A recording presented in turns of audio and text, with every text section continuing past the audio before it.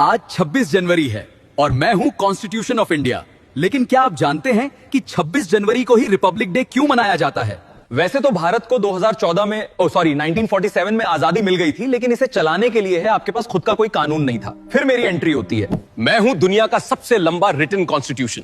मैंने लोगों को फंडामेंटल राइट्स की गारंटी दी और भारत को चलाने का फ्रेमवर्क डिफाइन किया। Doctor B.R. अम्बेडकर जी की अध्यक्षता में मेरा ड्राफ्ट 2 साल 11 महीना 18 दिन में तैयार कर लिया और 26 नवंबर 1949 को मुझे अडॉप्ट किया गया। और फाइनली 26 जनवरी 1950 को भारत का कॉन्स्टिट्यूशन यानी मैं पूरे देश में लागू हुआ था। इसी दिन भारत आधिकारिक रूप से एक डेमोक्रेटिक रिपब्लिक बना था। 26 जनवरी की तारीख का हिस्टोरिकल सिग्निफिकेंस है। 1930 में इसी दिन इंडियन नेशनल कांग्रेस ने अंग्रेजों से पूर्ण स्वराज यानी कंप्लीट इंडिपेंडेंस की मांग की थी।